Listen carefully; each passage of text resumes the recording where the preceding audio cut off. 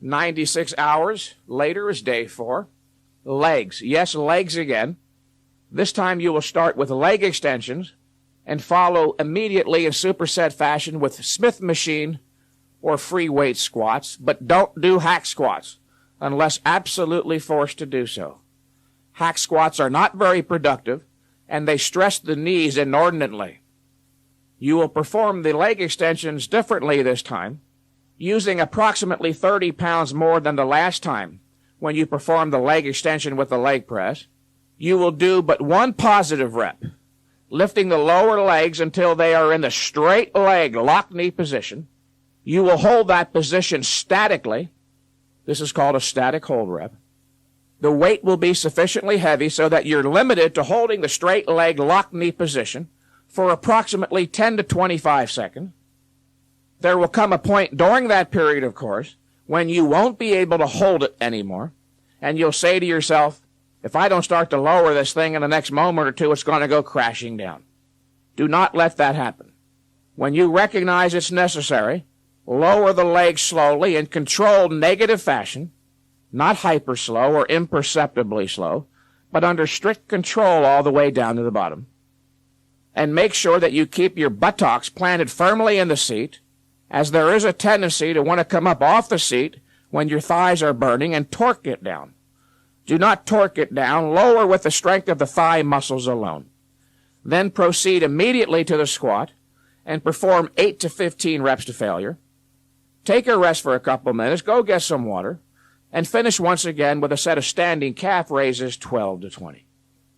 And then 4 days later, you start over with day 1 and repeat the 4 workout protocol as already described. Whenever I have a superset listed, as with pec deck and incline press, or leg extension leg press, or leg extension squat, start the warm-up on the second exercise.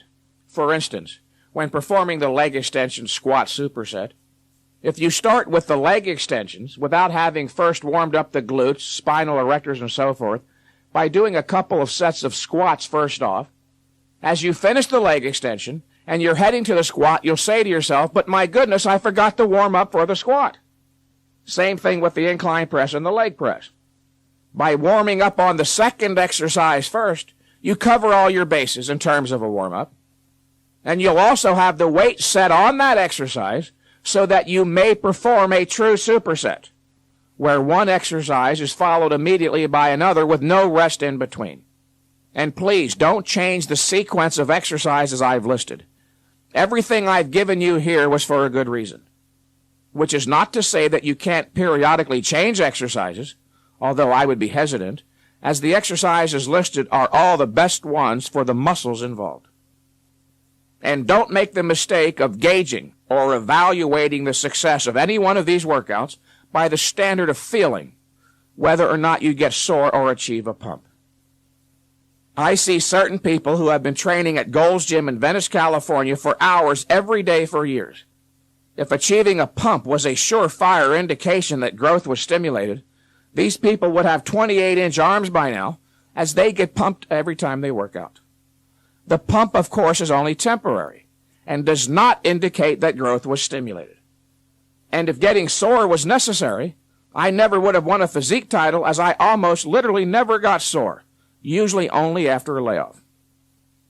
You can only evaluate the success of any one of these workouts by whether or not you're stronger the next time you perform that workout.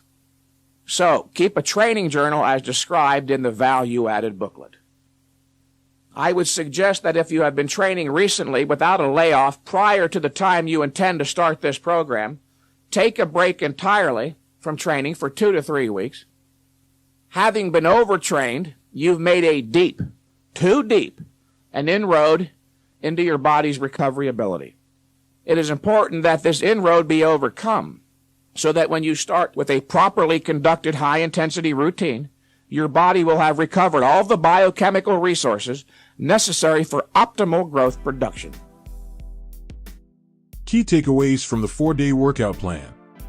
The protocol focuses on specific muscle groups on each day, with day 1 targeting the chest and back, day 2 focusing on legs, day 3 emphasizing delts and arms, and day 4 once again targeting the legs. If you are going to implement Mentzar's training philosophy into your own training routine, make sure to remember these concepts. Intensity. Mentzar believed in training with high intensity to stimulate muscle growth and strength gains. Infrequent training. The 4-day workout protocol encourages longer rest periods between workouts, allowing for better recovery and muscle growth. Specific muscle group emphasis. Each training day in the protocol focuses on specific muscle groups, allowing for targeted training and optimal muscle stimulation. Mike Mentzar's 4-day workout protocol offers a structured approach to training that emphasizes intensity and infrequent workouts. By targeting specific muscle groups on each training day, it aims to optimize muscle stimulation and growth. Thanks for watching. If you enjoyed the video and the information provided, please check out more of my videos and subscribe to my channel.